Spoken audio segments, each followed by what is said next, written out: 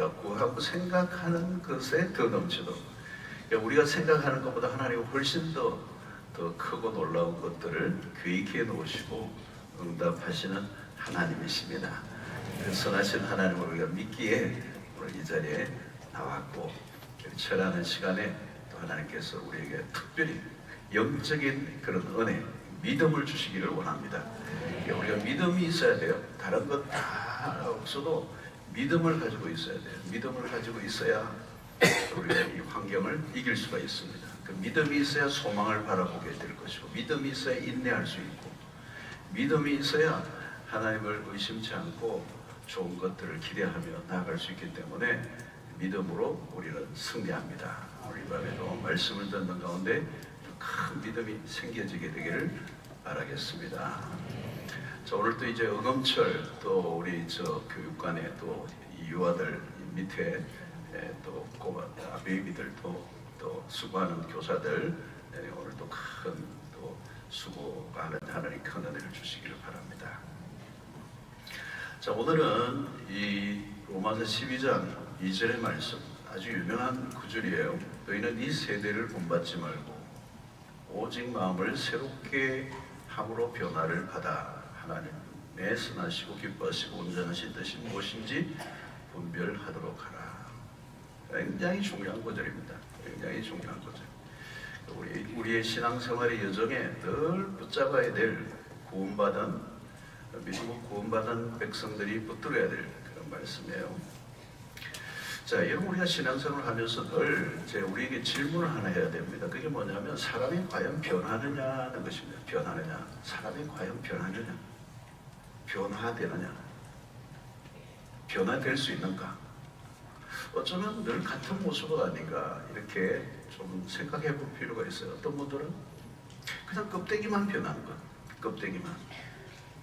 여러분, 우리의 신앙에 아주 중요한 주제 중에 하나가 변화예요. 변화. 또 다르게 표현하면 성숙이죠. 변화와 성숙. 그렇죠? 근데 어떻게 보면 변화하고 성숙해 가는 게 불가능한 것처럼 보여요. 나를 보아도 그렇고 내 주변을 보아도 그렇고 늘 그저 실망하고 낙심할 때가 많거든요. 예수를 그렇게 오래 믿어왔는데 어느 날 보면은 그냥 그 자리 옛날 모습 그대로 살아가는 것 같은, 아니 옛날보다 더 못해진 건 아닌가. 여러분 한번 생각해보세요. 예수를 처음 믿을 때보다 지금 어떻습니까? 뭐가 달라졌어요? 변했다면 뭐가 달라진 것 같아요? 예, 생각하셔야 돼요. 생각. 뭐가 달라졌어요? 여러분? 우리 아이 달라졌어요 뭐 이랬는데 뭐가 달라졌어요? 교회를 다니는 거, 성경책 들고 다니는 거, 그런 거는 변화라고 얘기할 수 없어요. 진정한 변화, 그 모양만 변한 것으로는 변화있다고 얘기하고 있거든요. 자, 여러분, 그리스도인들에게 이 영적인 성장, 또 영적인 성숙, 이것은 필수예요. 필수. 그죠? 어린아이가 어린아이로 있지 않고 자라가야 되죠. 어린아이로 부모의 도움을 받고 공급을 받고 자라가는 그런 것도 좋은 일이죠. 그죠? 공급을 받고 책임을 안 지고 그냥 어린아이로 늘 있는 거 부모가 다 해주니까 너무 좋죠. 그런데 여러분, 어린아이로만 있다면 그 어른이 되어서 누릴 수 있는 그 세계를 모르는 거죠. 여러분, 그건 불행한 것이죠. 사실은. 자, 이런 피상적인 우리가 신앙생활을 하다 보면 우리의 신앙이 깊이 없이 그저 단순하게 그냥 교회를 다니고 또 뭐 활동하고 또 신앙 교회 생활에서 몇 가지를 익혀가고 또 참여하고 뭐 그런 걸로 끝나버릴 수 있어요. 여러분, 우리는 그런 것들이 아니라 오늘 여기서 말하는 이 변화, 이 로마서 12장 1절을 말하는 것은 근본적인 변화를 말하는 거예요. 트랜스포메이션이라는 단어가 근본적인 변화를 말하는 거예요. 자, 우리는 그 변화가 가능한가 하는 것입니다. 여러분, 우리는 이 변화를 확신해야 돼요. 확신해야 돼요. 나는 그리스도 안에서 변화될 수 있다는 확신을 가져야 돼요. 어떤 목사님은 목회를 하는데 너무 교인들이 안 변하는 거예요. 너무 안 변하고, 뭐 제자 훈련도 시키고 뭐 말씀도 열심히 준비해서 자기는 한다고 하는데 교인들은 안 변하는 거예요. 실망을 한 거예요. 몇십 년 목회를 했는데 교회는 더 어려워지고 더 쪼그라들고 교인들은 더 강박해지고 더 사나워지고 서로 싸우고 막 너무 힘들어. 그래서 오늘 제공분들은 목사님 사람 안 변하는 거죠. 안 변하는 거 맞죠? 막 아버지 동의를 구하더라고. 그분은 내가 보니까 사람이 안 변한다는 것을 확신하고 계시더라고요. 그 믿음이 굳세요. 안 변할 거라는 거예요. 여러분 분명히 변화가 일어나요. 자, 이 변화는 어떤 것입니까? 너희는 이 세대를 본받지 말고 오직 마음을 새롭게 함으로 변화를 받아라. 바울은 먼저 뭘 얘기하죠? 너희는 이 세대를 본받지 말라는 거예요. 이 세대를 본받지 마라. 이 세대에 동화되지 마라. 이 세대의 사람들처럼 이 세대를 닮지 말라는 거예요. 그러면 어떻게 돼요? 이 세대를 이 세대에 내가 동화되어 버리면 이 세상을 변화시킬 수 없는 거죠. 우리가 똑같아지니까, 이 세상 사람들과 똑같아지니까 이 세상 속에서 우리는 아무것도 할 수 있는 게 없는 거예요. 오늘 여기 변화를 받아가는 말은 우리가 변화를 이 세대에 동화되지 않고 우리가 변화되어져야 세상 속에서 세상을 변화시킬 수 있다. 내가 예수를 믿고 변화되어져야 내 가족들을 변화시킬 수 있는 거예요. 내가 변화되어야 이 세상 속에 들어가서 이 세상을 변혁시키는 사람이 될 수 있는 거예요. 내가 변화되지 않으면 어떻게 돼요? 동화되어 버리는 거예요. 이 세상에 이 세상 사람과 똑같은 사람이 돼요. 그럼 우리는 있어야 될 존재 이유가 하나도 없는 거예요. 우리를 구원하신 이유가 하나도 없는 거예요. 우리를 구원하고 우리를 불러내시고 우리를 하나님의 백성 삼으신 이유가 하나도 없는 거예요. 우리를 불러내신 목적이 뭐예요? 우리를 통해서, 변화된 우리를 통해서 세상 속에 그 오염되지 않고 속화되지 않고 거기에 변질되지 않고 동화되지 않고 그 세상을 변화시켜야 돼요. 이게 오늘 한국교회 또 우리 그리스도인들이 맞이한 큰 과제죠. 과제. 여러분, 우리가 예수를 믿었는데 10년 20년 하는데 남편이 보기에는 너 안 변해서 이러면 안 변한 거예요. 너 나하고 다른 게 없어 이러면 변한 게 아니에요. 여러분, 직장에 갔는데 너나 나나 똑같아 이러면 안 변한 거예요. 우리가 안 변한 거예요. 그래서 여러분, 우리의 가장 중요한 건 뭐냐면 우리가 변화되어져요. 그 변화를 통해서 사람들이 뭐예요? 오늘 세상의 사람들이 당신과 우리가 보기에는 당신의 삶은 우리와 다르다라고 하는 것에 대한 질문을, 왜 다르지? 아무리 봐도 당신이 사는 걸 보니까 우리하고 다르다. 그 이유가 뭐예요? 알고 싶어. 이게 질문이 와야 돼. 근데 질문이 없어진 거예요, 오늘날. 세상 속에서 세상 사람들이 그리스도인에게 질문하지 않아요. 너 교회 다닌다면서. 근데 뭐가 나하고 달라? 주일날 교회 가는 거하고 그 다음에 나는 안 가는 거하고 그거밖에 디프런트한 게 없다면 그리스도인들의 독특성이라는 게 도대체 뭐냐는 거죠. 이거 물어야 돼요, 여러분. 너 교회 한 1년 다니더니 진짜 많이 변했다? 다르다? 나와 다르다? 나하고 사는 게 좀 다르네? 궁금해지네? 그 이유가 뭐냐? 그 비밀을 알고 싶다. 이 얘기를 안 들으면 난 안 변한 거예요. 자, 오늘 처리하에 좀 무겁습니다, 그죠? 이게 우리가 지금 고민을 안고 기도를 해야 되는 거예요. 변화를 받아, 그죠? 변화를 받아. 오직 마음을 새롭게 함으로 변화를 받아. 이 세대를 본받지 말고 본받지 말라는 거예요. 근데 우리가 변화를 받지 않으면 이 세대를 본받게 되는 거예요. 카피를 하는, 이 세상을 카피하는 거예요. 우리가 카피하고 바라보아야 될 것은 그리스도인데 이 세상을 닮아버려요. 그래서 오늘 변화를 얘기하는데 무슨 변화죠? 오직 마음을 새롭게 함으로 그랬어요. 마음을 새롭게 함으로, 마음의 변화를 얘기하는 거예요. 마음이 새롭게 돼야 됩니다. 여러분, 마음이 달라져야 돼요. 속 사람이 변화되어야 된다. 껍데기가 아니에요, 껍데기. 우리가 그리스도의 형상으로 담는다 할 때 그리스도를 담는다는 게 뭘까요? 껍데기가 아니잖아요. 예수님은 뭘 닮았겠어요? 그리스도를 담는다고 할 때 그리스도의 뭐 긴 머리? 브론드 헤어? 그걸 어떻게 닮아요, 여러분? 우리의 마음이 바뀌어져야 된다는 거죠.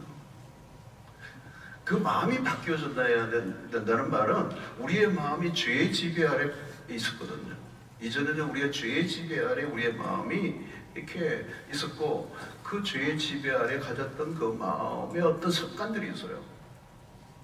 사실은 우리의 마음 안에 세팅되어 있는 어떤 마음의 습관이 문제예요. 행동, 겉으로 드러난 습관보다 더 무서운 게 마음에서 행동이 나오는 거기 때문에 마음에 만들어져 있는 어떤 습관들. 근데 변화는 뭘 말하냐면 그 마음의 습관이 바뀌어야 된대요. 마음을 새롭게 함으로 그래요. 마음이 변해야 돼요. 자, 그것을 에베소 4장 22절에는 이런 말씀이에요. 너희는 유혹의 욕심을 따라 썩어져가는 구습을 따르는 옛사람을 벗어버리고, 옛사람, 구습을 따르는, 여기 구습이라는 게 있잖아. 구습, 옛날의 습관, 그죠? 옛날의 습관이에요. 그게 뭐예요? 유혹의 욕심을 따라 살아가는, 욕심을 따라. 그 욕심이 어디로부터 와요? 죄로부터. 죄의 유혹에 쉽게 굴복하는, 그것이 내 삶에, 내 몸과 마음에 익숙해져 있는 거죠. 근데 이 구습, 습관이라는 말은 여러분 오늘 굉장히 중요한 키워드 중에 하나가 습관인데, 이 습관은 하루아침에 만들어준 게 아니에요. 오랫동안 계속 조금씩 쌓여져 가면서 완전히 익숙해진 거죠. 그러니까 이걸 쉽게 생각하면 안 돼요. 여러분, 우리가 쉽게 하나의 행동인데 그 행동이 작은 행동이 아니고 그 행동이 만들어내는 오래된 그 묵은 습관에서 나온 거예요. 오랫동안 축적해온 습관이라는 것은 거대한 덩어리가 있는 거죠. 거대한 덩어리에서 나온 행동이라는 거죠. 그걸 쉽게 다룰 수가 없어요. 마음만 먹으면 해결될 수 있는 게 아니에요. 그래서 우리가 기도하고 어떤 데 눈물 콧물 흘렸는데 옛날 상태로 그대로 돌아가는 것은 뭐냐면 구습이라는 거예요. 구습.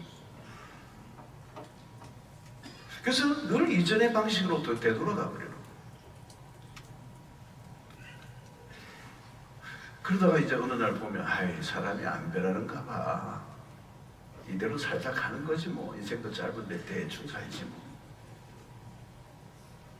여러분, 구원받은 사람은요, 새로운 마음과 새로운 삶을 살도록 오늘 요구하고 있어요. 명령하고 있어요. 물론 이것은 하루아침에 바뀌어지는 건 아닙니다. 이런 변화는 빨리 일어나는 건 아니에요. 우리 그 목사님도 너무 빠르게 생각하면 안 돼요. 길게 생각해야 돼요. 그죠? 그러나 분명한 것은 변화는 가능하다는 확신을 가져야 돼요. 그래서 복음이 들어가면, 말씀이 들어가면, 성령이 역사하시면 바뀔 수 있는 거잖아요. 새로운 습관을 가지게 될 때 그 새로운 습관이 제2의 본성을 가지게 됩니다. 오리지널한 본성, 죄의 지배를 받았던 그 본성 따라 살아가는 것이 이제 성령 안에서 새로운 습관이 만들어져서 제2의 본성이 만들어져요. 처음에는 변화가 어렵지만 조금씩 변화를 하다 보면 어떤 일이 일어납니까? 이전의 습관과 이전의 삶의 모습들이 조금씩 이제 어색해지는 거죠. 오늘 여기 에베소서에서 말씀한 옛사람의 옷을 벗어버리고 그러잖아요. 옛날에 그것을 입었던 데는 굉장히 편안했어요. 그런데 이제 점점 변화가 되다 보니까 그 옷은 더 이상 나에게 안 맞는 거예요. 어색한 거예요. 새로운 습관이 들어온 거죠. 그래서 예를 들면 이전에는 우리가 높아지고자만 했어요. 늘 높아지려고 하고 어디를 가도 내가 높아지기 위해서 경쟁하고 싸우고. 여러분, 세상의 문화가 그런 거잖아요. 우리 안에 높아지고자 하는 마음, 이기려고 하는 마음, 막 경쟁을 하고 막 그 사람을 밟고서라도 내가 높아지려고 하는 것이 목표가 되어 있는 거. 그래서 언제나 긴장감이 들고 언제나 혈압이 오르고. 여러분 세상 안으로 들어가 보세요. 얼마나 사람들이 이 자존심 대결이 심각합니까? 뭐 별것 가지고 키재기하고 경쟁하고 다투고 허영심이 일어나고, 이게 이런 우리 인간의 본성이에요. 나보다 남을 낮게 여기는 게 아니라 낮게 여기는, 자기의 존재를 드러내고 싶은 욕구, 이런 것들이 우리를 굉장히 피곤하게 하는 거죠. 그러다가 내 마음에 안 들면 좌절감에 빠지고 우울해지고 자기 원하는 대로 돌아가지 않으면 견디지 못하고. 여러분 이런 배경에 뭐가 있어요? 우리의 마음속에 있는 그런 그 마음, 죄의 지배를 받는 습관이 되어 있는 거죠. 유혹의 욕심을 따라 살아가는 삶의 방식이 내 안에 굳어져 있는 것입니다. 여러분 우리 안에는 죄 아래 살면서 형성된 습관들이 많아요. 이 습관들, 이 잘못된 습관이 우리의 삶을 불행하게 만드는 거예요. 그래서 우리의 신앙은 이 습관을 고쳐나가고 구습을 벗어버리고 새 사람을 잇는 이 과정. 근데 그 안에 중심에는 마음이 있다는 거예요. 마음은 뭐예요? 우리의 삶의 중심부를 말하는 거죠. 이것을 고치지 않으면 결국은 우리는 옛 삶으로, 옛 습관으로 돌아가고 맙니다. 여러분 습관이 참 중요해요. 여러분 식습관도 그렇잖아요. 나쁜 것인데도 끊지를 못하는 게 뭐예요? 습관이 돼 있으면 그래요, 여러분. 오늘 여러분 이 세상은 조작된 맛이 많거든요. 굉장히 케미컬한, 그렇죠? 오늘 이렇게 우리의 이 세상에서 만들어내는 상업주의가 만들어내는 것은 굉장히 우리의 입맛을 그냥 유혹하는 거잖아요, 그렇죠? 구미가 당기게 하고 자극을 주면서 한 번만 탁 먹으면 그냥 톡 쏘면 단짠 뭐 이런 걸 맛을 만들어내면서 한번 먹으면 그냥 계속 당기게 만들어. 예. 그러니까 소위 말하면 습득된 입맛이에요. 그게 길들여진 맛이 되는 거예요. 이제 포기를 못하는 거예요. 그것을 추구하게 만드는 거죠. 습관이 되는 거죠. 그러면 어느 시점에 되면 그게 자꾸 당기는 거죠. 오늘날의 문화는 뭐예요? 여러분? 맛있는 거, 네, 맛있는 거, 맛있는 게 어디 있느냐, 맛있는 게 어디 있느냐. 또 맛있는 거 다니다 보면요, 반드시 뭐가 있냐면 더 맛있는 데가 어디 있냐는 거. 그게 또 한참 더 맛있는 거 찾아보면 더 맛있는 데를 또 찾고 다닙니다. 그러니까 계속 어때요? 자극이 자극. 결국 어때요? 몸을 망쳐버려요. 단순히 이거는 지금 먹는 문제가 아니에요. 먹는 문제가 아니에요. 먹고자 하는 욕구를 다스리지 않으면 이런 잘못된 식습관도 나를 끌고 가고 결국은 내 삶을 망가뜨릴 수 있다. 여러분 그 입맛도 길들여야 돼요. 여러분. 그것도 습관이거든요. 달달한 거 못 참는 거 습관이에요. 달달한 거 드세요. 근데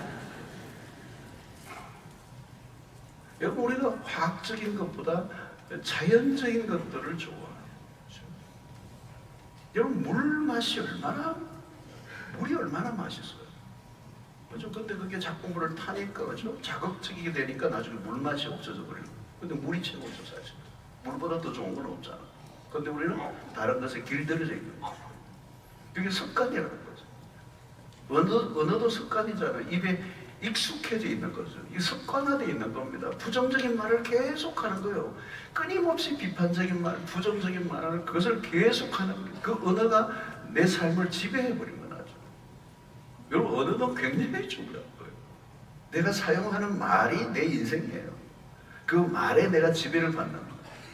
처음에는 내가 말을 하지만 그 말이 나를 지배하고 나를 구속해버린다는 습관이 무서운 거예요.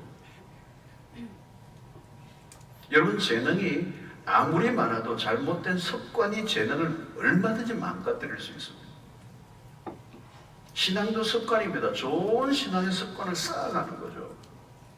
신앙생활하고 있으면 구습이 우리를 사로잡아요. 그래서 우리는 낡은 옷을 벗어야 되죠. 그렇지 않으면 이 구습이 내 삶의 굴레가 되니까. 옛 습관은 일종의 감옥입니다. 내가 나중에 나오고 싶어도 나올 수가 없는 거잖아요. 알고 있지만 행동으로 바뀌기는 너무 어려워. 아는데 안 되는 거죠. 아는 거는 계속 쌓여가는데 순종과는 거리가 먼 겁니다. 결국 우리의 삶에 실리게 되는 것은 그 행동, 순종의 반복. 그게 축적이 될 때 그게 능력이 되는 거죠. 작은 순종이 쌓여가는 거죠. 아는 것만으로 부족해요, 여러분.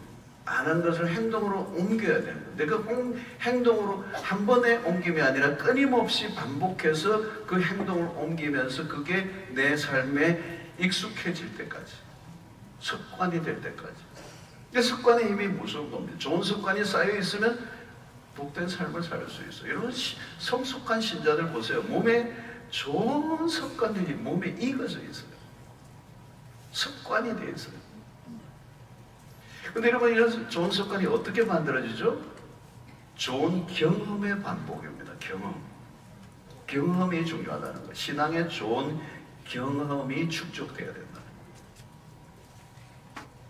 여러분, 우리 자녀들에게도 교육에 있어 제일 중요한 것 가운데 하나가 어린 시절에 좋은 경험을 많이 하는 거예요. 부모가 해줄 수 있는 최고의 선물은 자녀들이 그 가정에서 좋은 추억, 좋은 기억, 좋은 경험이 축적되게 하면 그게 그 인생을 결정하는 거예요. 그거보다 더 나은 것은 없어요. 아무리 뭐 다른 걸 뭐 다 해줘도 아주 좋지 않은 경험들이 축적되어 있으면 그게 자신의 인생에 부정적으로 자기 인생을 끌고 가는 거거든요. 여러분, 신자도 마찬가지입니다. 교회 안에서 좋은 경험을 많이 한 신자들이에요. 경험이 우리의 습관에 굉장히 중요한 영향을 준다는 거죠. 여러분, 교회를 딱 떠오르면 내 안에 막 굉장히 좋은 그 추억들, 경험들이 막 떠오르면 사람은 복된 거예요, 여러분. 근데 막 옛날에 다녔던 교회, 어느 교회 막 싸우고 막 난리가 나고 그런 추억들이 막 있으면 그게 여러분, 그게 내 내면 속에 내장되어 있는데 그게 부정적으로 내 인생을 모르고 하는 거예요. 그래서 어떤 사건이 일어나면 나도 모르게 부정적인 관점에서 해석해버려요. 이게 불행한 거죠, 여러분. 오늘 여러분, 철학기도 같은 이런 곳에 참여하는 것은 신앙에 너무도 좋은 경험이죠. 아마 중고등부의 들은 지금은 모를 거예요. 나중에 엄청난 이 시간이 너무너무 청년들이 좋은 경험이 되는 거죠. 그렇죠? 이 지금은 철학에만 참여한 게 아닙니다. 이 안에서 우리는 공동체를 경험하고 있는 거예요. 공동체, 그죠? 함께 기도하는 경험. 혼자 기도하는 게 아니라 함께 기도하고 있는 거예요. 그리고 이번에 이 철학은 보세요. 얼마나 밝고 축제적인 분위기고, 그죠? 이게 뭐 장례식 분위기 아니잖아요, 그죠? 얼마나 축제적인 분위기예요. 밝고, 그죠? 그리고 모든 세대가 다 오르고 있잖아요, 여러분. 모든 세대가 환대받고 있는 분위기. 베이비들도 막 춤을 추고 참도 웃는 이게 뭐예요? 우리가 다 한 공동체의 하나의 어떤 연결되어 있는 공동체 의식이 이제 찾아온 거잖아요. 그게 얼마나 놀라운 거예요. 이거 다른 분들에게 얘기하니까 진짜예요? 뭐 이러더라고. 이렇게 이런 일들이 있느냐 그러더라고요. 여러분, 이런 시간을 통해서 우리의 몸과 마음이 한 방향으로 집중되는 거잖아요. 우리의 몸과 마음이 몰입되는 경험. 이런 철야는 우리의 영적 세계에서 좋은 경험이 담겨지는 시간이에요. 이런 반복들이 우리의 신앙에 그리고 우리의 삶을 형성하는 데 큰 영향을 준다는 거예요. 이 제임스 스미스라고 하는 분이 있어요. 유명한 이 세계관에 관련된 책들을 많이 썼는데 이분이 지은 책 가운데 하나가 습관이 영성이다라고 하는 책이 있어요. 습관이 영성이다. 굉장히 중요한 이 주제예요. 습관이 영성이라는 거예요. 근데 그 책의 원작은 영어로는 뭐냐? You are what you love예요. 그게 뭐냐면 당신이 사랑하는 것이 당신이다. 당신이 사랑하는 것이 당신 자신이라는 거죠. 지금 무엇을 사랑하고 있느냐, 무엇을 갈망하고 있느냐, 무엇을 원하고 있느냐, 그게 당신이라는 거예요. 그리고 습관도 내가 원하고 사랑하고 갈망하는 것을 쫓아가다 보면 그게 내 삶의 습관이 된다는 거예요. 내가 원하고 있는 그것이 곧 나 자신. 우리의 삶을 갈망하는 것, 욕망하는 것이 무엇인가? 그게 매우 중요합니다. 우리 모두에게는 갈망이 있어요. 그리고 그 갈망은 강한 것이죠, 여러분. 갈망하는 것은 반드시 이루고자 하는 욕망이 우리 안에 있는 거거든요. 갈망하지 않았는데 우리가 그것을 성취하는 법은 없어요. 내가 무엇을 갈망하고 있는가? 내가 갈망하고 살아난 게 뭐냐는 거죠. 그 갈망하고 살아난 것에 내가 사로잡히게 돼 있어요. 그것을 쫓게 돼 있고 거기에 내 에너지와 내 삶을 열정을 다하게 돼 있단 말이죠. 어떤 사람은 나는 돈에 대한 갈망이 있는 사람은 나는 돈을 벌어야 돼요. 돈을 벌어야 돼요. 돈 막 그냥 마음 깊은 곳에 돈이 다 있는 거예요. 예? 철학기도 나와서도 그냥 막 돈 하나님 돈이에요. 돈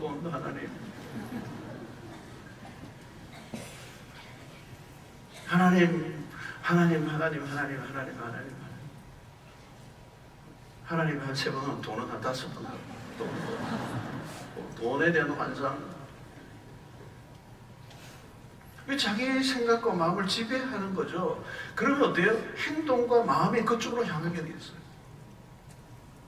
겉으로는 하나님을 부르시는데 사실은 하나님이 아니에요.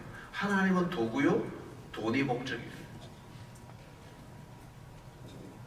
여러분 기도하는 습관, 예배하는 습관, 여러분 이게 우리 그리스도인의 가장 중심부에 있는데 이게 여러분 얼마나 중요한지 몰라요. 이 그리스도인들에게 예배는 우리의 삶의 습관의 가장 중심부에 있는 거잖아요. 그 예배가 얼마나 중요합니까? 그 예배는 나는 누구를 갈망하는가를 가장 잘 표현하는 것이 예배잖아요.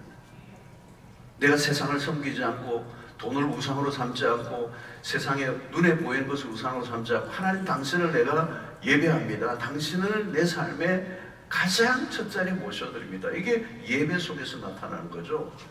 이제 그런 예배를 통하여 내 삶의 가장 중심부에 무엇이 있다는 것을 표현하는 거예요. 이렇게 반복되면 어떻게 돼요? 그것이 내 삶에 가장 중요한 영향을 끼치게 됩니다. 그래서 이런 예배를 하는 게 여러분 끊임없이 우리는 예배를 드리잖아요. 그래서 그 예배를 드리면서 우리의 본성이 결정돼요. 그래서 그리스도인들에게 예배는 프라이어리티 중에 프라이어리티예요. 그 어떤 것보다 중요한 게 예배라는 거예요. 왜 예배가 중요해요? 그 예배를 통하여 우리의 생각과 우리의 마음과 모든 것들의 중심이 하나님이 되게 하는 거예요. 우리의 본성대로 그대로 두면 우리는 세상을 쫓을 수밖에 없고 자기의 세상의 욕망을 쫓아갈 수밖에 없지만 그 예배를 통하여 우리의 욕망하는 것을 세상이 아니라 하나님에게로 돌려놓는 자입니다. 그래서 예배에 여러분 우리는 실패하면 안 돼요.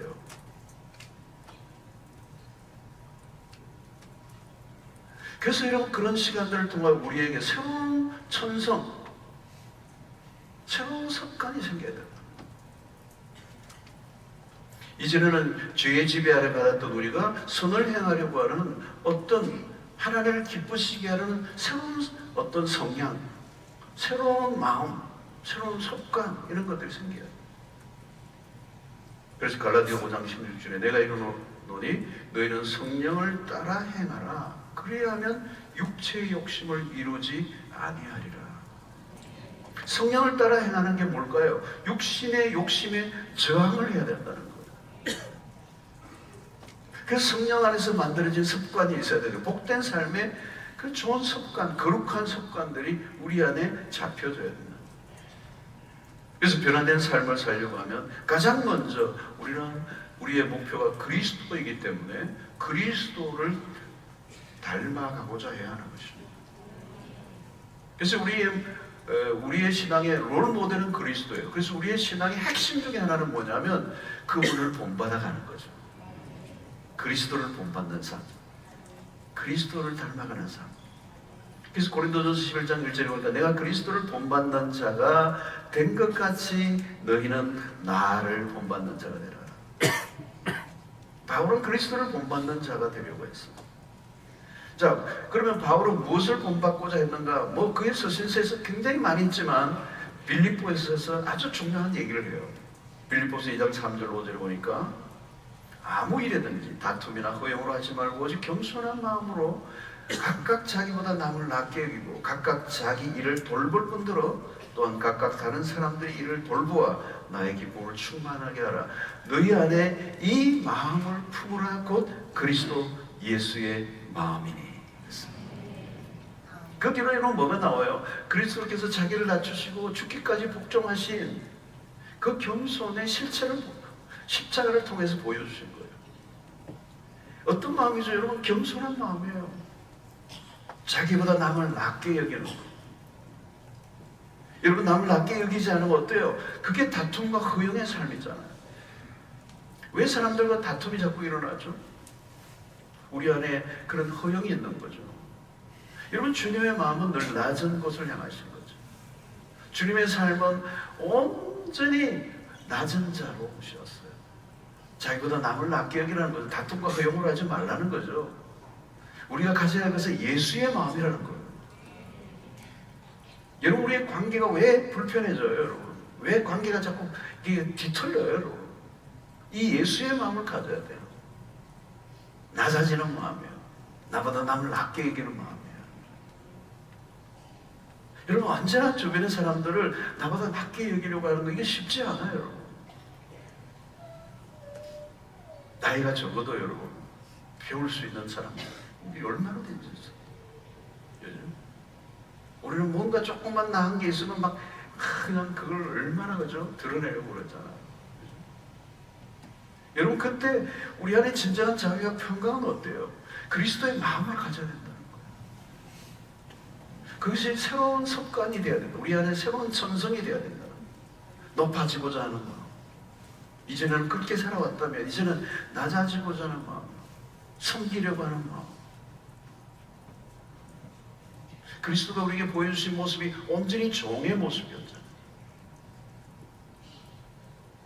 저는 오늘 우리에게 그 주님이 가지셨던 그 마음이 우리에게 새 마음이 되어야 하고 그 마음이 우리의 삶의 중심부에 와야 새로운 천성이 되어야 되고 새로운 삶의 패턴과 성향과 그런 습관이 될 때 하나님께서 우리의 삶을 더 부욕해 하시고 풍성케 하실 줄로 믿습니다. 여러분, 우리의 삶은 관계예요. 관계. 하나님과의 관계, 이웃과의 관계, 나와의 관계, 모든 게 관계잖아요. 불행은 어디로부터 오는 거예요? 관계가 깨어지는 데서 오잖아요. 왜 관계가 깨어지죠? 오늘 이 예수의 마음을 가지지 않았기 때문이라는 거죠. 그래서 빌립보서 2장의 말씀은 너무나 중요해요. 그래서 우리는 그 마음을 내 마음에 품기 위해서 예수의 마음이 우리 안에 완전히 채워질 수 있도록 날마다 성경께 의지하고 그 마음을 닮아가는 그 여정이 여러분들 안에 있게 되기를 축원합니다. 또 여러분, 주님께 우리가 본받아야 될 게 있어요. 주님은 좋은 습관을 가지고 계신 분이에요. 누가복음 22장 39절에 보니까 예수께서 나가사 습관을 따라 감람산에 가시매 제자들도 따라갔더니, 여러분, 예수님의 뚜렷한 습관이 뭐예요? 감람산에 가신 거예요. 습관을 따라가셨다. 이 습관이라는 단어가 굉장히 중요해요. 왜 여기에 가셨죠? 기도하러 가셨죠. 감람산에 기도하러 가신 거예요. 예수님의 일승은 습관입니다. 마가복음 1장 35절에 보니까 새벽 아직도 밝기 전에 예수께서 일어나 나가 한적한 곳으로 가사 거기서 기도하시더니, 여러분, 주님에게는 경건의 삶이 습관화되어 있어요. 습관화되어 있어요. 주님은 그냥 되는 대로 하신 분이 아니에요. 우발적으로 행동하신 분이 아닙니다. 그냥 충동적으로 기도하신 분이 아니에요. 어떤 분은 기도하는데 충동적이에요. 그냥 어떤 변칙적이에요. 그게 습관화 안 돼 있는 거예요. 이렇게 일이 있으면 기도하는 거예요. 사고가 터지면 기도하는 거예요. 문제가 없으면 기도하는 거예요. 그래서 어느 교회는 목사님이 안 나오다가 새벽기도 안 나가는 분이 나오면 막 목사님이 가슴이 뛰는데 저분이 무슨 일이 생겼나? 무슨 일이 생겼길래 이 새벽에 오느냐는 거예요. 목사님 놀래키게 하는 분. 평소에 오는 게 아니고 어쩌다 오는 거예요. 어쩌다. 여러분, 목회하는 분들은 그거 있어요. 어떤 분이 막 갑자기 그냥 와가지고 막 주의하고 막 기도하면요, 보통 큰 일이 아니다. 여러분, 삶의 규칙을 가져야 된다는 거죠. 습관이란 뭐예요? 규칙. 다니엘이 규칙을 가지고 있었어요. 영적인 규칙을 가지고 있는 거예요. 뜻을 정한 거죠. 그러면 여러분, 그게 삶의 중심에 있는 겁니다. 그러면 혼란스럽지 않아요. 떠밀려 다니지 않아요. 그 규칙과 그 결정이 삶을 움직여가요. 이게 여러분 하루 이틀 쌓이면요, 어마어마해요. 어마무시한 힘을 만들어요. 그래서 규칙적으로 여러분 습관을 따라 1년, 5년, 10년, 20년, 30년, 여러분 이게 쌓이면 어떻게 될 줄 아세요, 여러분? 이게 메가톤이에요, 메가톤. 들쑥날쑥 30년 해도 소용없어요. 삶의 규칙을 가지는 거죠. 여러분, 왜 일정한 원칙을 정해야 됩니까, 여러분? 예수님은 습관을 가졌다는 것은 원칙이 분명히 써 있는 거예요. 왜? 우리의 삶에 방해꾼이 늘 나타나 바쁜 일이 생기잖아요, 여러분. 우리가 살다 보면요, 기도하지 않을 수 있는 이유 100가지를 찾아낼 수 있어요. 오늘도 여러분, 철야를 안 나올 10가지 이유 확대하면 될 분들이 많아요. 안 나오신 분들 가운데. 밤에는 위험하다, 진짜.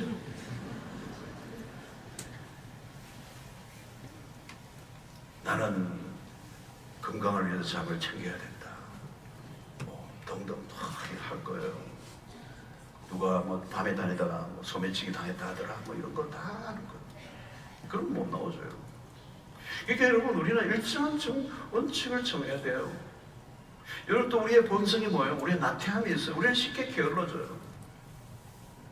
조금이라도 편안하게 살고 싶은 거예요.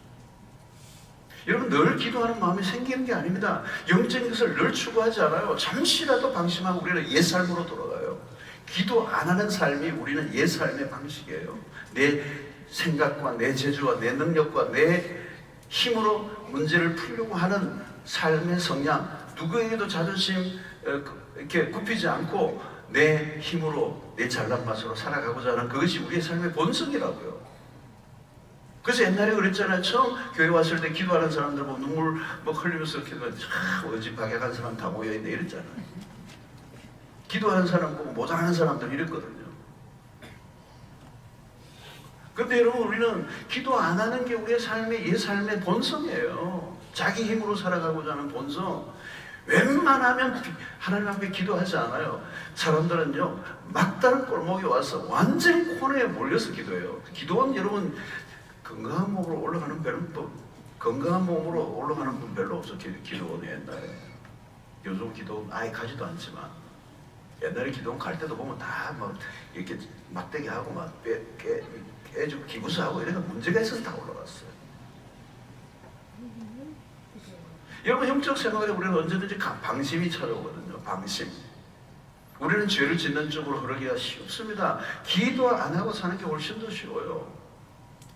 그러나 기도하는 삶에는 노력이 필요한 거죠. 원칙을 정해야 되는 거죠. 습관을 쫓아. 이 말은 삶의 중요한 중심 원리가 되어 있는 거예요. 무슨 일이 있어도 나는 기도한다.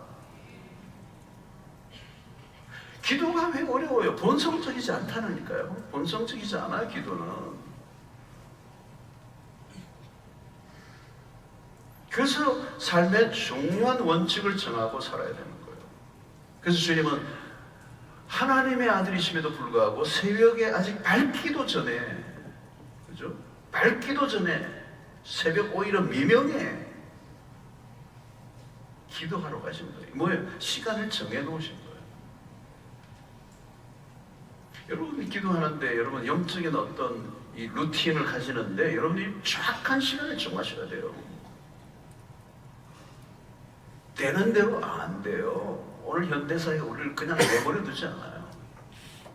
정확하게 시간을 정하고요. 내 신앙의 삶의 패턴에 대해서 원칙을 정하셔야 된다는 거예요. 난 예배는 이렇게 될 거라는 거죠.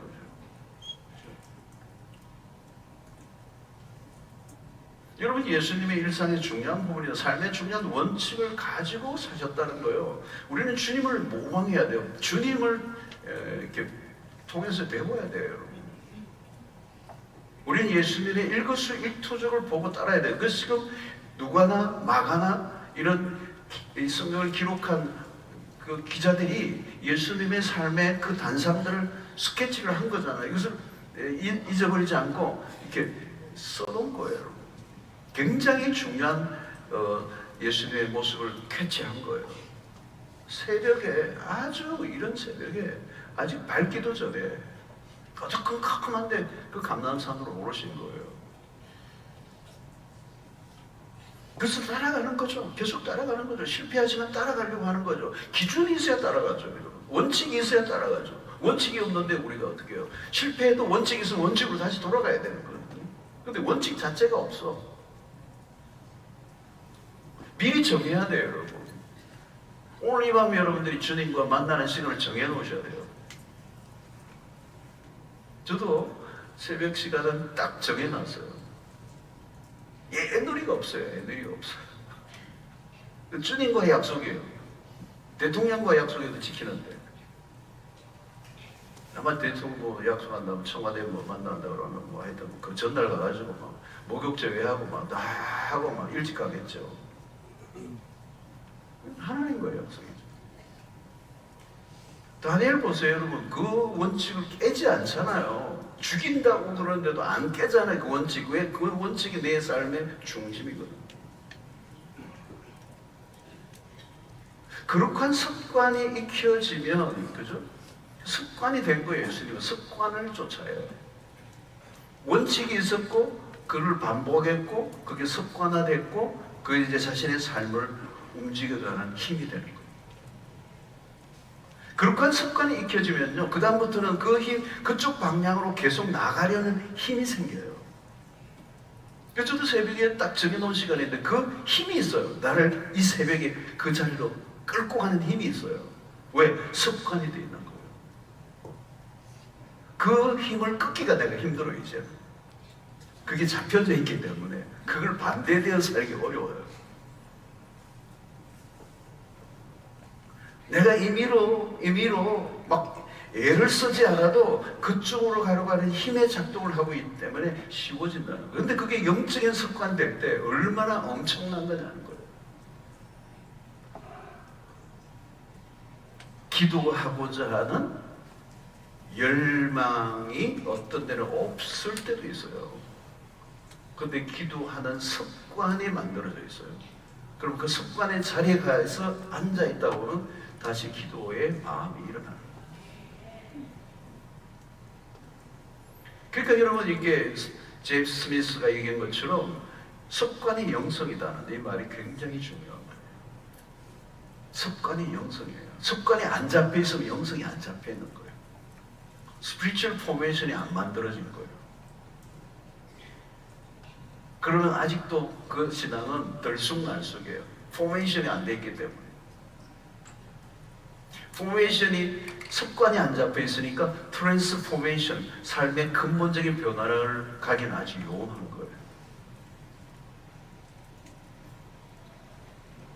그러니까 끊임없이 인포메이션, 그죠? 인포메이션만 계속 듣고 무리에서만 축적되어 있는 거예요. 하나도 내 삶에 그것이 현실화되어 있고 그게 반복됨으로 익숙해져서 습관화되어 있지 않으니까 내 삶은 아직도 영적으로는 어린 아이의 단계. 중요한 것은 내 안에 갈망하는 것이 나를 이끌어간다는 거죠. 사랑하는 것이 나 자신이다.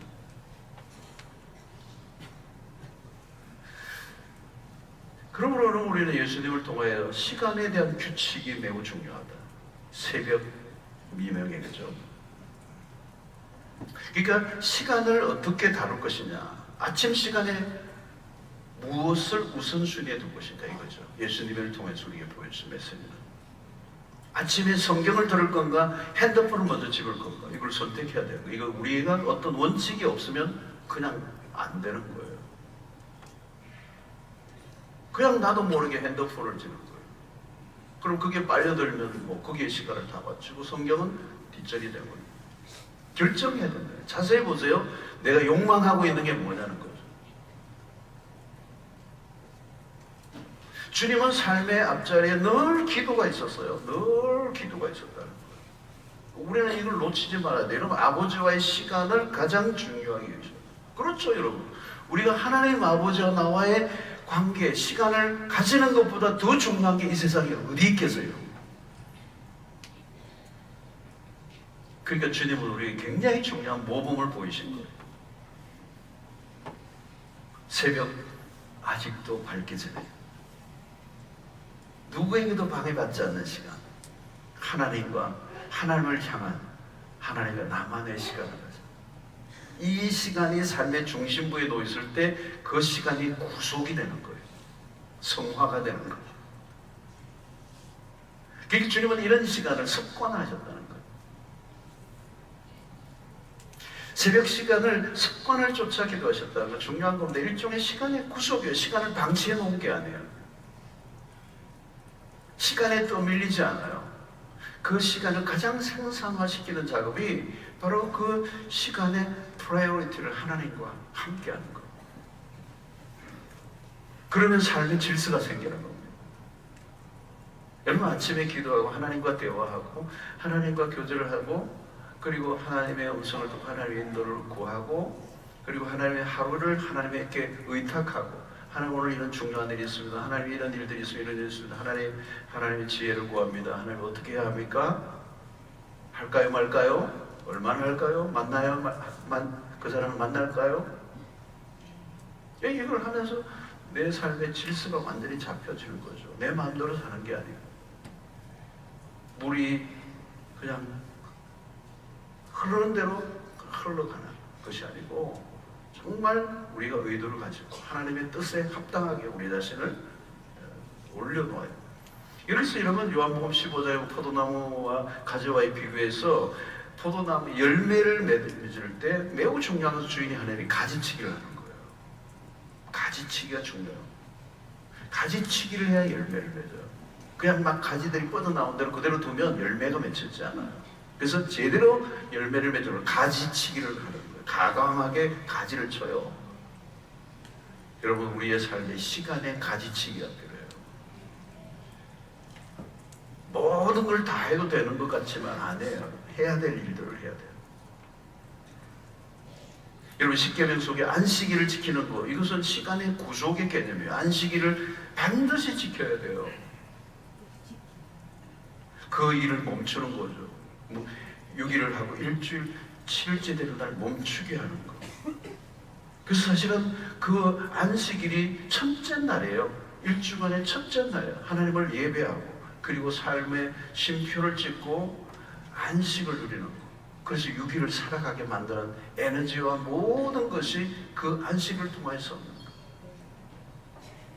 여러분, 유대인들에게 있어서 핵심 중에 핵심이 하나 있는데, 그게 뭐예요? 안식일이게. 이 이스라엘이라고 하는 나라에 엄청난 비밀이 있거든요. 그런데 그 모든 것의 핵심 중에 하나가 안식일이에요. 시간의 개념. 그 첫째 날을 하나님 앞에 드리는 예배자로 살아요. 그 시간을 구속하는 거예요. 첫 시간을 하나님께 드리는 거예요. 그러면 모든 삶의 질서가 잡히는 거예요. 그걸 놓쳐버리면 뭐예요? 허둥지둥하는 거예요. 분주하게 되는 거예요. 그리고 막 정신없이 사는데 아무 소득이 없어요. 또 하나 뭐죠? 여러분, 예수님에게 우리가 배운 것은 한적한 곳으로 가셨다는 거예요. 공간을 구속하는 거예요. 주님은 기도하러 한적한 곳으로 가셨어요. 여러분, 어디에서나 기도할 수 있어요. 근데 여러분, 특별한 장소, 그분을 만나기 위해서 특별한 장소를 정하는 거예요. 아브라함 헬셀이라고 하는 유명한 이 유대인 학자였죠. 이 안식이라는 책에서 그런 말을 했어요. 시간을 성화하기 위해서는 공간을 정복해야 된다. 특별한 공간에 주는 의미가 있어요. 여러분, 큐티를 침대 위에서 해도 되지만 책상 위에서 앉아 해보세요. 또 달라요. 어떤 분은 호주나 미국 같은 데 북박이장이었어요. 북박이장이 한보다 넓어요. 그 안에 들어가면 너무 좋아요. 그 길을 기도실로 삼는 그리스도인이 많아요. 딱 문 닫아버리고 북박이장 안으로 들어가서 있으면 너무 좋은 거예요. 그 공간을 구속하는 거예요. 특별하게 기도의 장소를 만드는 거죠.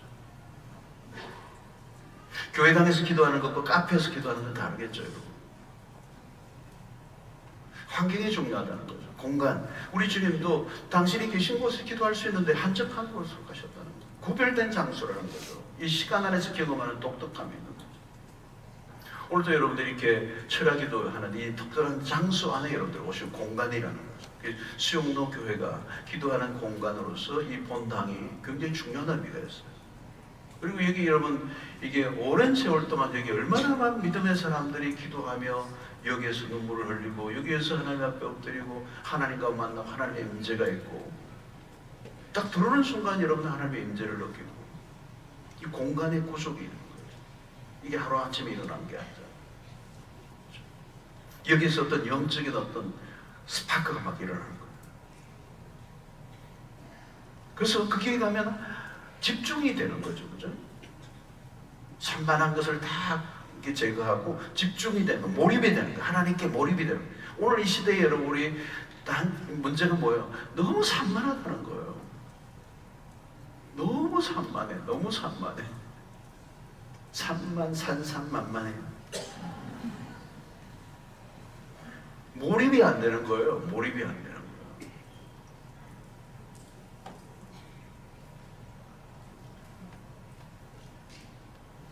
여러분, 하나님과의 시간과 장소, 그것은 우선적이어야 되고 계획적이어야 되고 의도적이어야 돼요. 우리의 시선이 하나님에게로만 집중할 수 있는 시간과 장소를 정하는 거죠. 여러분, 우리는 요즘 사람들과 연결되고 네트워크를 강조하는 시대입니다. 네트워크이죠. 가장 중요한 게 네트워크예요. 사업을 하든 뭘 해도 모든 게 오늘날 네트워크를 강조해요. 기업 간에도 네트워크예요. 국가 간에도 네트워크예요. 모든 삶에 우리는 네트워크. 그런데 여러분, 가장 중요한 것은 결국 이 네트워크는 연결인데, 우리가 하나님과의 연결보다 더 중요한 게 어디 있겠습니까? 모든 게 다 연결되어 있어도 하나님과 단절되어 있다면 우리의 삶의 모든 것은 의미가 없는 거예요. 주님은 한적한 곳으로 찾으셨어요. 현대인들은 한적한 곳을 찾지 않아요. 여러분, 한적한 곳은 한가한 곳이 아니에요. 의도적인 것이죠. 의도적으로 다른 것들과 격리시킨 하나님과의 관계에 집중하는 구별된 장소가 필요한 거죠. 여러분, 이런 홀로 있는 한적한 곳은 인간의 욕망이 이렇게 춤을 출 수가 없어요. 그런 곳은 사람들이 모여있는 곳은 뭐예요? 그런 욕망이 들끓는 곳이죠. 여러분, 홀로 있는 곳은 자기 자신의 욕망을 드러낼 이유가 없어요. 분주해질 이유가 없어요. 현대인들은 홀로 있는 것을 불안해합니다. 그래서 분주하게 돌아다닙니다. 그래서 우리 시대를 우리는 과잉 활동주의 시대라 얘기하는 거예요. 그래서 사람들이 다 지쳐있는 거예요. 여러분, 한적한 곳은 어디입니까? 보이지 않는 영역이에요. 우리가 공동체 안에서의 보이는 영역에서의 활동이 필요해요. 그러나 보이지 않는 곳에서의 신앙생활이 중요하다는 거죠. 여러분, 오늘 우리가 철야기도도 매우 중요해요. 그런데 여러분, 이 철야기도와 함께 또 다른 하나의 밸런스가 있어야 돼요. 개인적으로 하나님과 1대1로 만나는 시간과 공간이 있어야 합니다.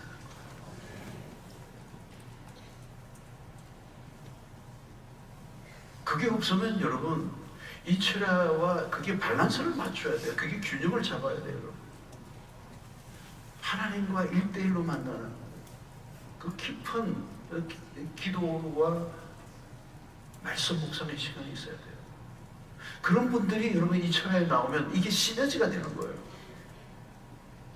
물론 그거 전혀 안 하는 분이 철야에 와서라도 하는 건 필요하지만 철야만에 의존해서는 안 된다. 우리를 성장시키는 그 모든 것들은 우리의 삶의 개인적 경건의 습관이 필요하다. 철야는 여러분 일주일에 한 번밖에 없잖아요. 그럼 우리의 시간과 장소를 정해서 하나님과의 더 깊은 관계를 맺는 것은 우리 일상 속에서 매일 일어나야 한다는 거죠. 여러분, 우리가 이 규칙을 정하는 것입니다. 원칙을 정하는 것입니다. 그게 우리의 삶의 중심부에 뭐가 있느냐는 것입니다. 여러분, 돈을 중요하게 여기는 사람들은 그 돈을 얻기 위해서 몸을 아끼지 않잖아요. 그죠? 막 건강을 해치더라도 막 일을 하잖아요. 그러나 여러분, 우리가 하나님을 중요하게 여긴다면 그것이 우리의 삶의 중심에 있어야 돼요. 사랑하는 그것을 중요하게 여긴다면 그것이 중심에 놓여 있을 수밖에 없다는 것입니다. 그래서 그것을 원칙을 정하라는 거죠. 그 원칙이 우리의 삶의 중심부에 놓아야 해서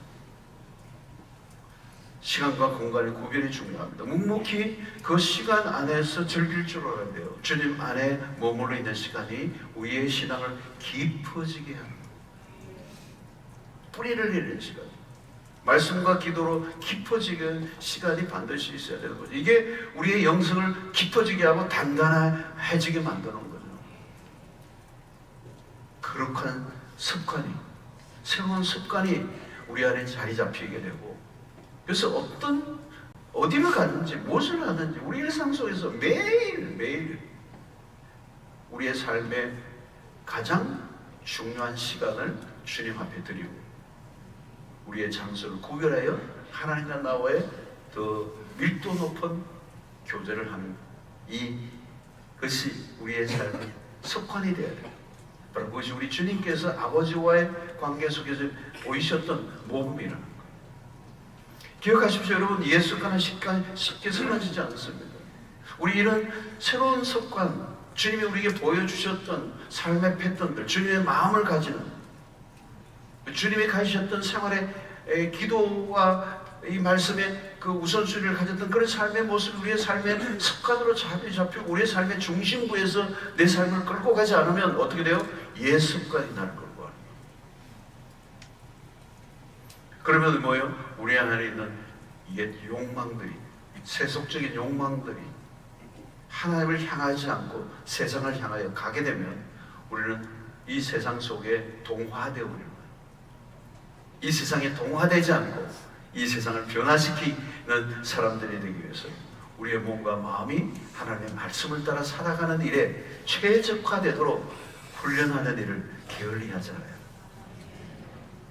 매 순간 하나님의 말씀 앞에 서고 그 말씀이 우리에게 들려질 때 의지적인 복종을 반복적으로 하는 거죠. 매 순간 성령의 도우심을 구하고 그 영적인 습관이 우리 안에 완전히 형성이 되려고 하면 우리가 매 순간 의지적인 복종을 해야 돼요.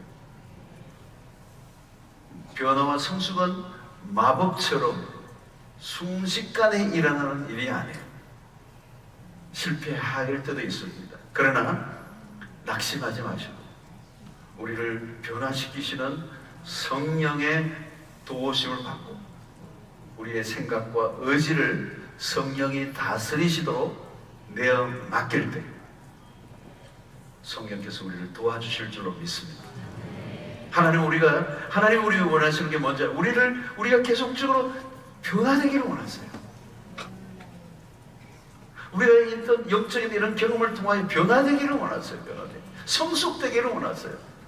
그리스도를 닮아가기를 원하세요. 그리스도의 장성한 분량에 이르기를 원하세요. 우리 삶의 비정상적인 삶에서 벗어나 온전한 삶으로 회복되기를 원하세요. 사랑하는 성도들, 여러분들 모두가 계속적으로 변화되어져 가고 그리스도의 삶과 인격을 닮아가고 우리를 통해서 세상 사람들이 우리의 삶을 보고 궁금해하는 매력적인 변화된 성숙한 온전한 그리스도인의 삶을 살아가시고 주님을 기쁘시게 할 뿐만 아니라 주님이 원하시는 주님이 아름답게 사용하시는 하나님의 도구들이 되기를 주의 이름으로 축원합니다. 그리스도 안에서 온전한 자로 자라갈 수 있게 되기를 바랍니다. 멈춰있지 않게 되기를 바랍니다. 계속 자라갈 수 있게 되기를 바랍니다. 주님께서 그 일을 위해서 우리에게 거룩한 습관을 가지기를 원하십니다.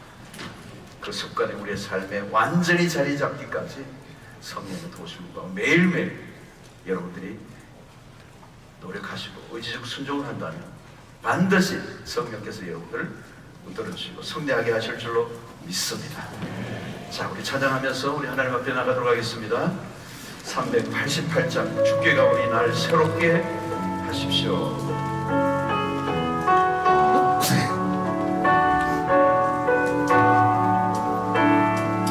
주께가 우리 날 새롭게 하시고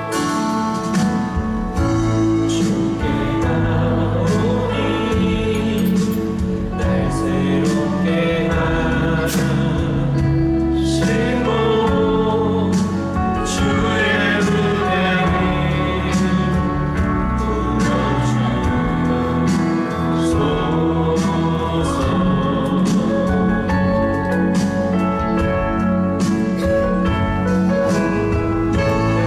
안에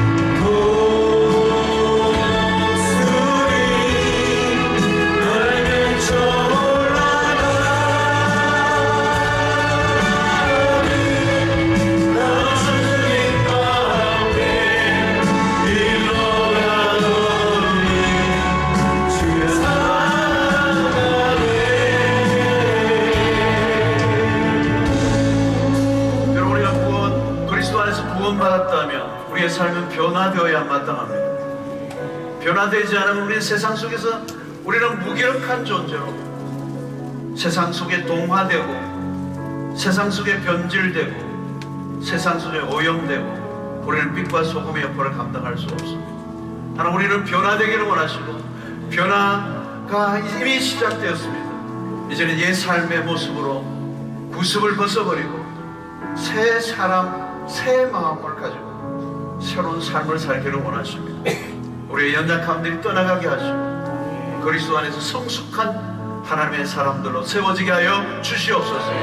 복음의 능력이 우리를 사로잡을 때 그 말씀 안에서 우리가 날마다 변화되기를 원합니다. 이 세상의 그 사람들의 마음이 아니라 주님의 마음을 품게 하여 주시옵소서. 주님이 사셨던 삶의 방식을 우리가 삶의 원칙으로 삼게 하여 주시옵소서. 우리의 시간과 우리의 공간 가운데 우리 주님을 더 깊이 만나고 그 주님을 만나는 것이 우리의 삶의 가장 최우선순위가 되게 하여 주시옵소서. 그래서 하나님, 우리가 주님을 온전히 닮아가는 그리스도의 사람들이 되게 하여 주시옵소서. 그래서 하나님이 기뻐하시고 사용하실 만한 하나님의 사람들, 우리의 산재물로 드리기에 부족함이 없는 하나님이 기뻐하시고 온전하신 뜻을 이루어드리는 우리의 삶이 되게 하여 주시옵소서. 주여, 세 번 외치고 기도하며 나아가도록 하겠습니다.